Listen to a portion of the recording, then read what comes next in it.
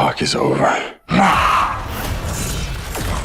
Ever since I first heard about the Masters of the Universe live-action movie, I was wondering what Skeletor would look like.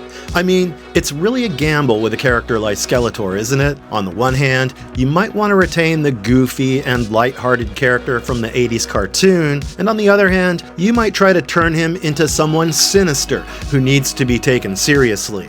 When it was revealed that Jared Leto was cast for the role of Skeletor, there was a strong buzz among the fans, largely because of some controversies surrounding the actor. Even before people saw the teasers and trailers, they were quick to jump the gun and point fingers at the director, Travis Knight, for his casting choice. However, now that we're at the doorstep of the worldwide release of the movie on the 5th of June, the early reviews are already out, and almost each one of them is appreciative of his performance. In this video, I'll focus purely on the performance of Jared Leto as Skeletor and how it stands out, and this will be an unbiased take while ignoring the controversies.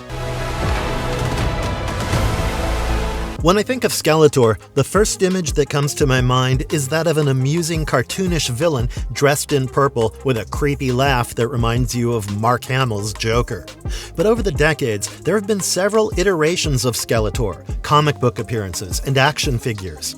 The combined lore of Skeletor is no less important than someone like He-Man. And we all remember Skeletor as the worthy competitor who can give He-Man and his friends a really hard time.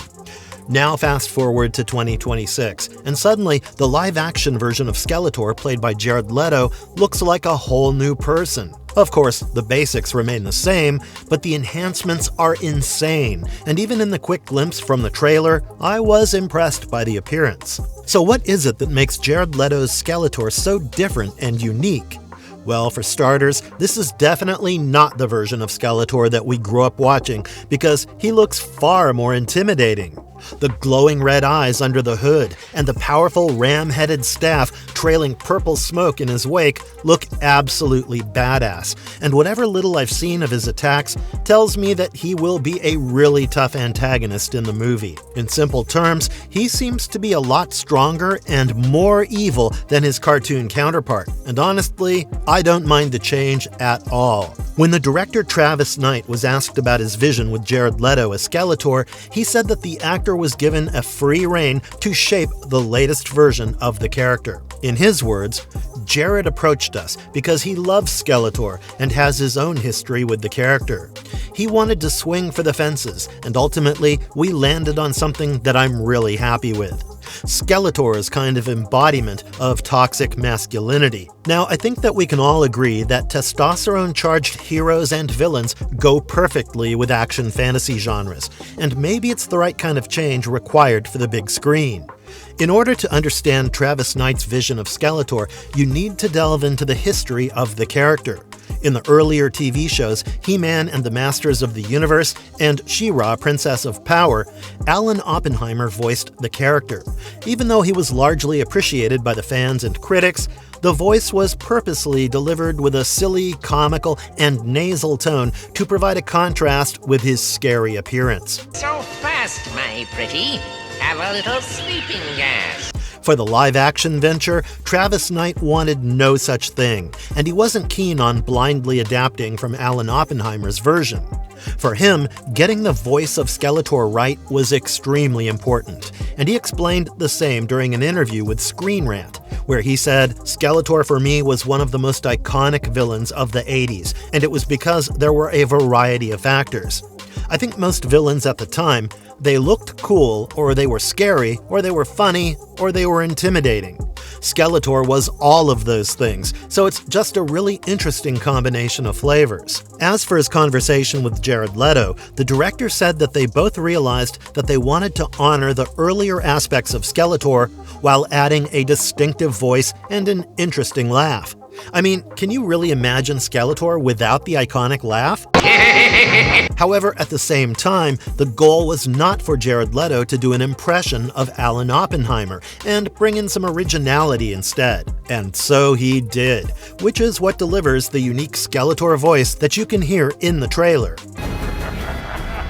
but you're too scared to use it. Now, is it the best possible voice for Skeletor? Personally, I would have loved a heavier and huskier voice, but I do get where Knight and Leto are coming from. They want to preserve the heritage and legacy of the character while also adding an innovation and an intimidation factor. When the director says that the new version of Skeletor that we'll see in the movie has both menace and theatricality, he means it.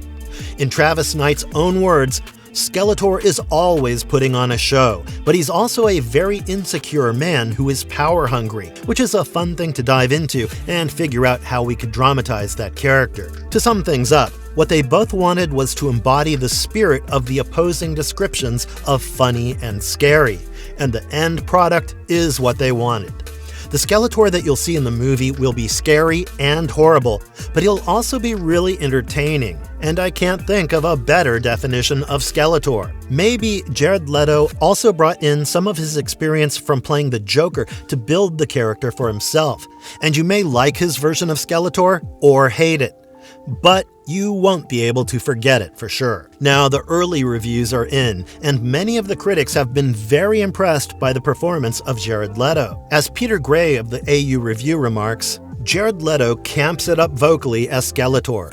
Slightly risque, but mostly family-friendly fun. Even Junior Felix of that hashtag show has said that Jared Leto has perfected Skeletor. He was also appreciative of the other cast members and said, "I love that this cast goes all in and shows what made the original such a classic. Leto's Skeletor nails it." And you know what? I haven't heard a single critic saying anything negative about Leto's work in the movie.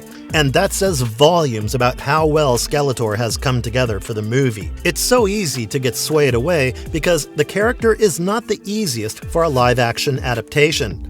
But I think they managed it just fine without any hiccups.